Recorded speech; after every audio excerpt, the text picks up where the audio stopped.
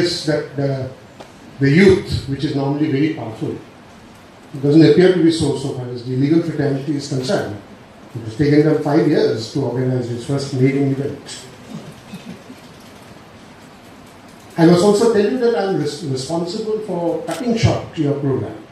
It was supposed to go on till about 6:30. At my request, they truncated it.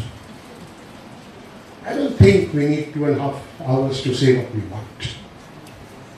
I always believe, say what you want and say it very quickly. Today, my task is a little difficult. You have had the viewpoint of senior counsels, eminent counsels, and you have the viewpoint of the academic. What can the judge say?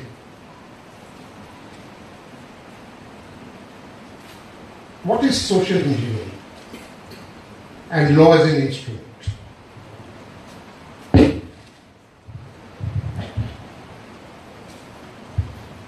I am constructing a house in Assam to go back after my retirement.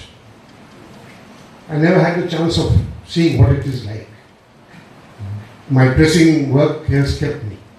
But there are a couple of people who come and tell me it's come out quite well.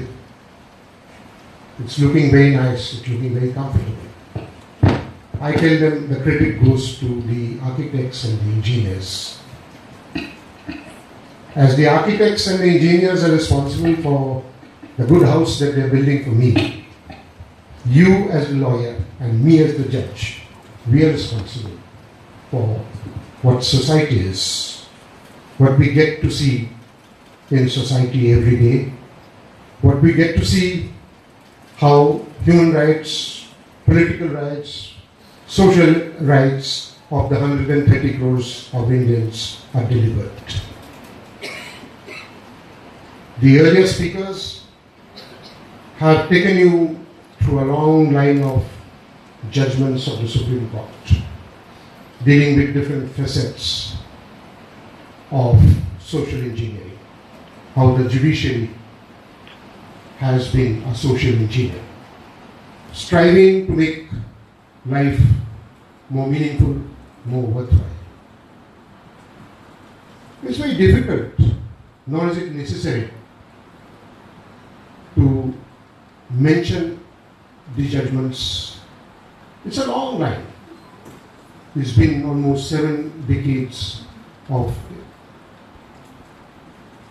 unfolding the law, of evolution.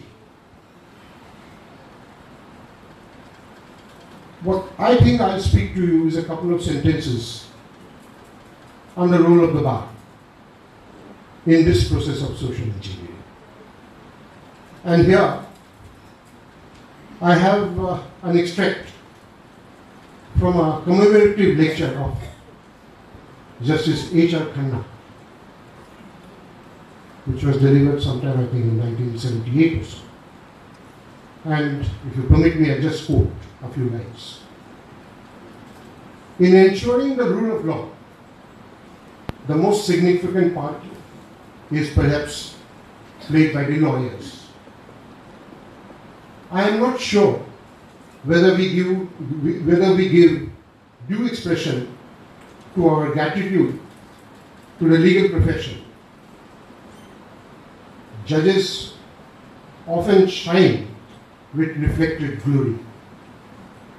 A good many of the judgments reveal not so much of the erudition of the judge as of the counsel who argued the case and assisted the judge by forensic arguments in preparing that judgment. We all remember Chief Justice Marshall for his great judgment in Marbury versus Madison. We should not forget at the same time that for preparation of that judgment, Marshall had the advantage of the written brief of the great lawyer Daniel Webster.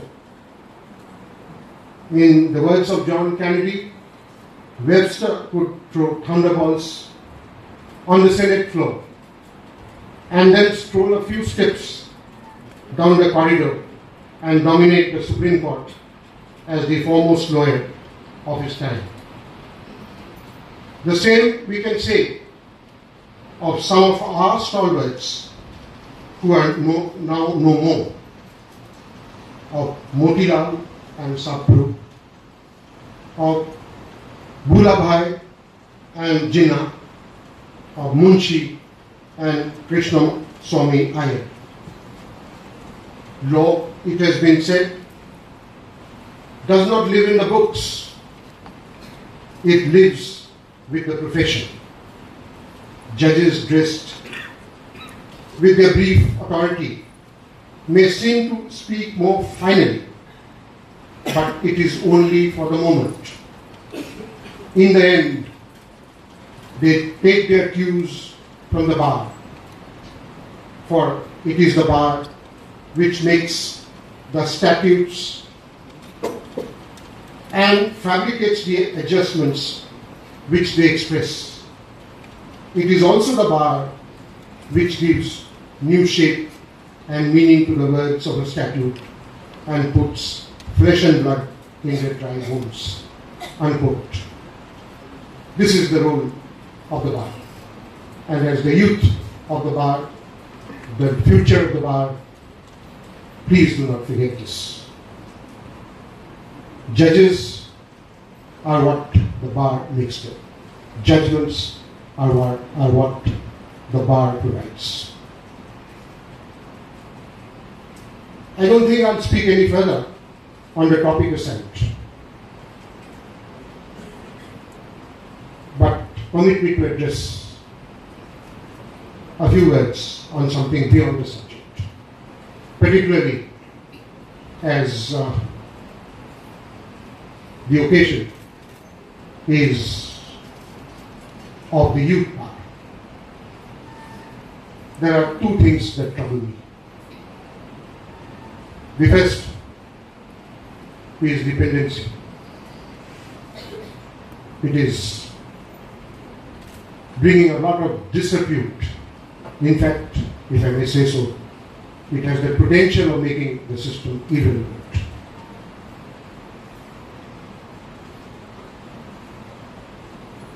The accused in a criminal case is getting a hearing after he has served out his sentence. The parties in a civil proceeding are getting their judgments in the second or third generation. This is a problem. I would request each one of you to kindly give a thought to this and see how you can overcome this difficulty. I don't think the task is very difficult. I have a plan, we'll unfold it, and you're welcome to take part in that, to participate in the process. The second is providing access to justice to the huge poverty-stricken population of this country.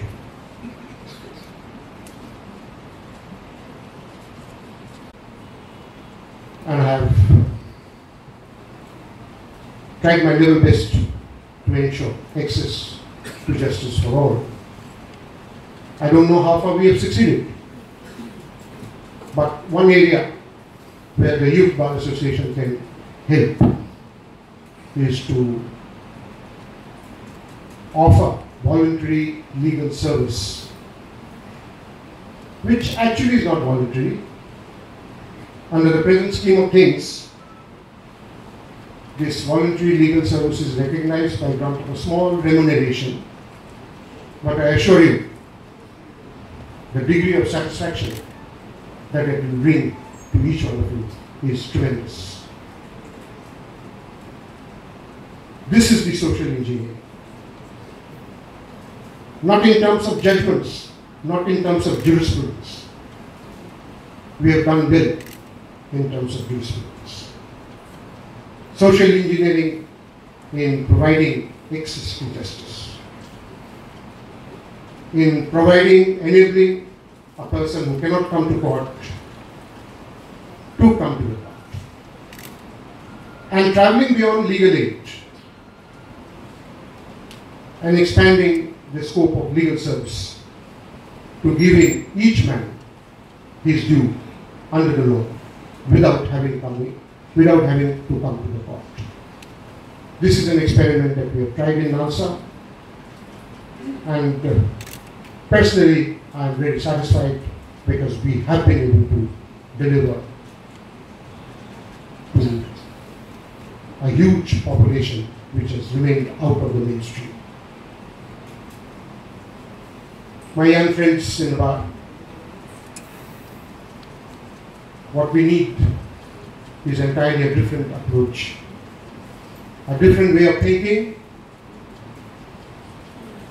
which I am sure would be forthcoming in the very near future. Thank you for inviting me.